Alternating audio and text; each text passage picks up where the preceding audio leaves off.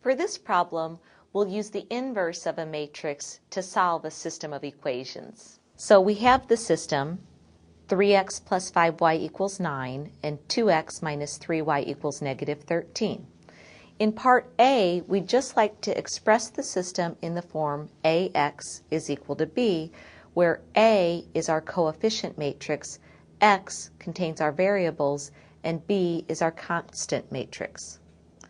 So for part A, we want to write this in the form AX equals B. We will write it like this.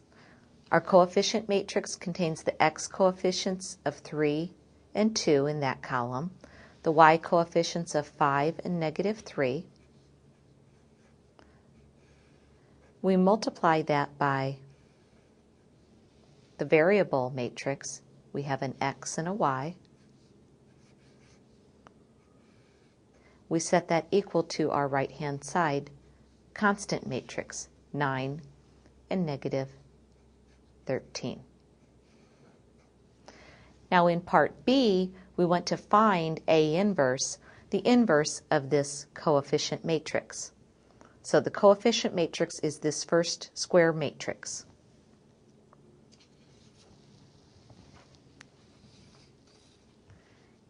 Here's matrix A. Now we want to find its inverse.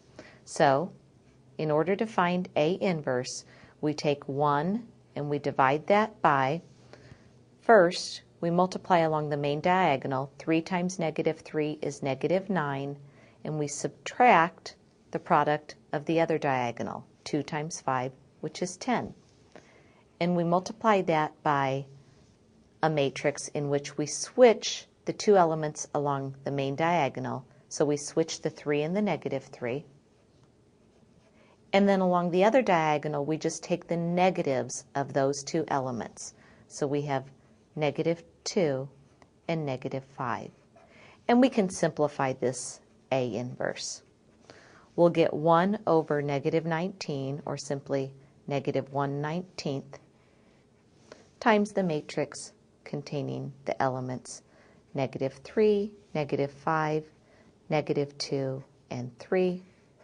And we can rewrite that A inverse by distributing or multiplying that negative 19 through. We'll have our inverse matrix. Negative 1/19 times negative 3 is 3/19. Negative 1/19 times negative 5 is 5/19.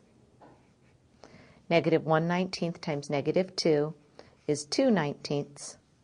Negative 1/19 times positive 3 is negative 3/19. Now, we have our inverse matrix.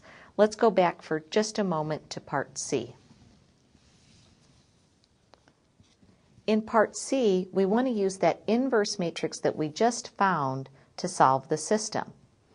So let's do that.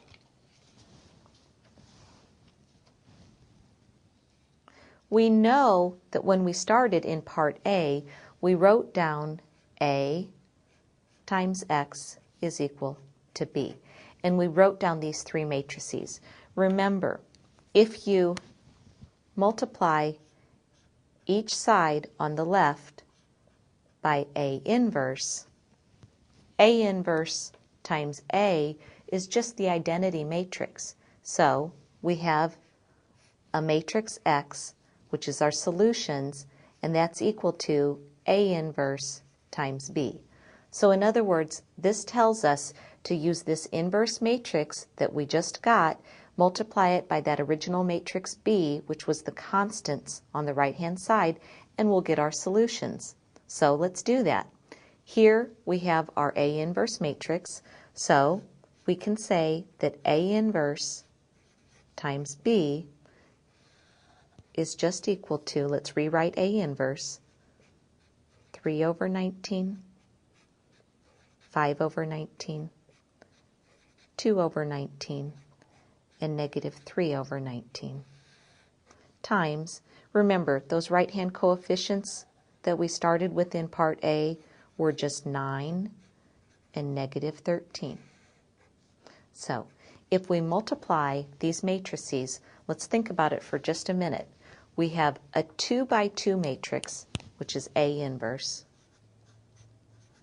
And we have a 2 by 1 matrix, which is our constant matrix. So because these two middle numbers match, we can do the multiplication, and the order of our solution matrix will be a 2 by 1. So in other words, I have 2 rows and 1 column. I'll just have 2 elements in this matrix.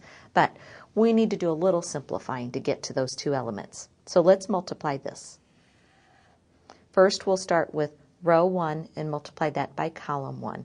We have 3 over 19 times 9. That's just 27 over 19, plus 5 over 19 times negative 13. That's minus 65 over 19. We'll calculate that in just a moment.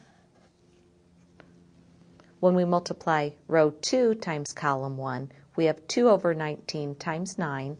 That's just 18 over 19. Plus, we have negative 3 over 19 times negative 13. That gives us 39 over 19. When we simplify this, 27 over 19 minus 65 over 19 is just 38 over 19, which reduces to negative 2. 18 over 19 plus 39 over 19 is just 57 over 19, which reduces to positive 3. So we can say now that the solution to our system is that x is equal to negative 2 and y is equal to 3. And we can write the solution as the set of the point negative 2, comma 3. And this was the entire answer for part C.